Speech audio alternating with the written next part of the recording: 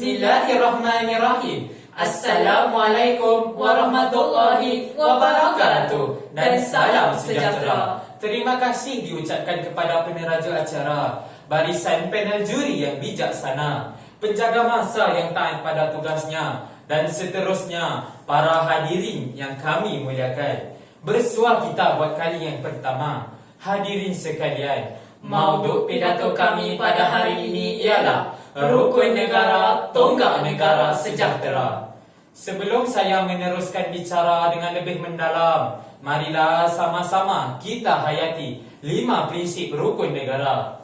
Kepercayaan kepada Tuhan, kesetiaan kepada raja dan negara, keluhuran perlembagaan, kedaulatan undang-undang, kesopanan dan kesusilaan.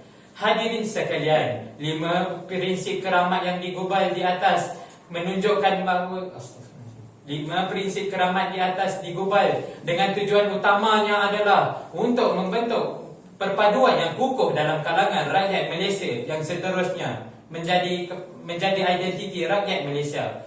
Dalam pidato kali ini, kami akan mengupas satu persatu bagaimana prinsip rukun negara boleh memacu negara kepada sebuah negara yang sejahtera.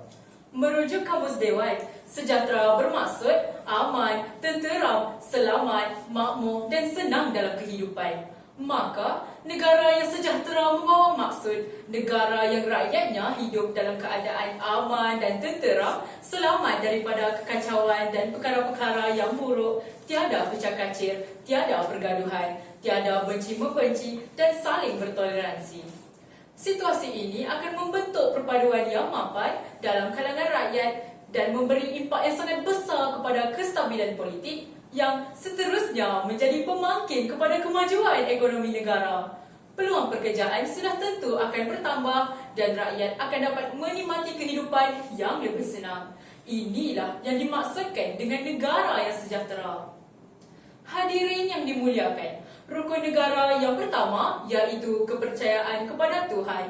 Prinsip ini menggambarkan bahawa kehidupan beragama ialah prinsip utama dalam kehidupan rakyat Malaysia.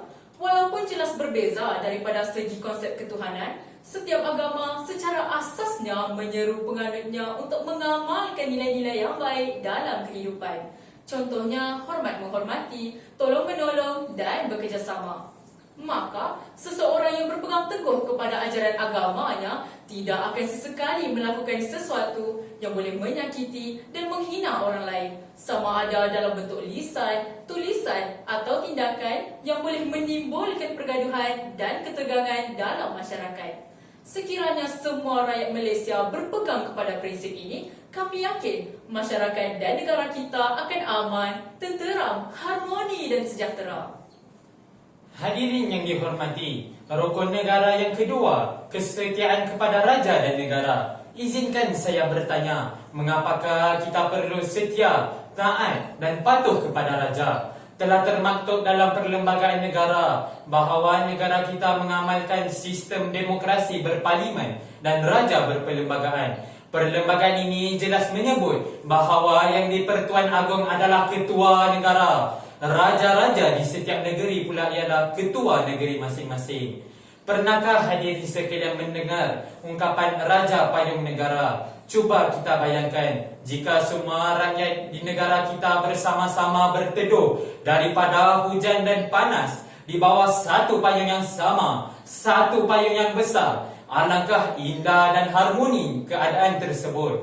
Maka kami yakin jika semua rakyat setia, taat dan patuh kepada raja, negara yang sejahtera kita impikan pasti menjadi satu kenyataan.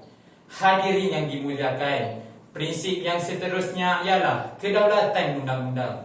Keadilan yang diasaskan atas kedaulatan undang-undang menunjukkan bahawa setiap rakyat adalah sama taraf di sisi undang-undang. Hal ini bermakna sesiapa sahaja yang melakukan kesalahan tanpa mengira kaum, pangkat atau kedudukan akan diadili dengan hukuman yang sama. Sebagai contoh, mana-mana individu yang menyebarkan kebencian ataupun penghinaan akan dibabitkan kesalahan berdasarkan Akta Hasutan 1948. Begitu juga dengan individu yang mempertikaikan perkara yang telah jelas dinyatakan dalam perlembagaan negara. Contohnya, perkara yang berkaitan dengan hak istimewa orang Melayu dan bahasa Melayu sebagai bahasa kebangsaan juga boleh dikenakan dengan hukuman di bawah akta yang sama. Hadirin sekalian, berdasarkan dua contoh dinyatakan tadi, kita dapat membuat kesimpulan bahawa prinsip kedaulatan undang-undang dapat mengawal perlakuan dan tingkah laku warga negara daripada melakukan perkara-perkara yang dapat menimbulkan ketegangan dalam masyarakat. Keharmonian terpelihara, negara sejahtera. Hadirin yang dihormati, seperti yang kita maklum, rakyat negara kita terdiri daripada 3 kaum yang utama, iaitu Melayu, Cina dan India. Maka, halangan yang terbesar dalam menyatukan bangsa yang berbeza di negara kita adalah perbezaan budaya, perbezaan sifat dan perbezaan sikap setiap bangsa. Maka, interaksi dan komunikasi antara kaum yang berbeza ini hendaklah dilakukan dengan penuh berhema, sopan, beradab dan bertata susila yang tinggi supaya tidak menimbulkan konflik perkauman dan persepsi negatif antara kaum.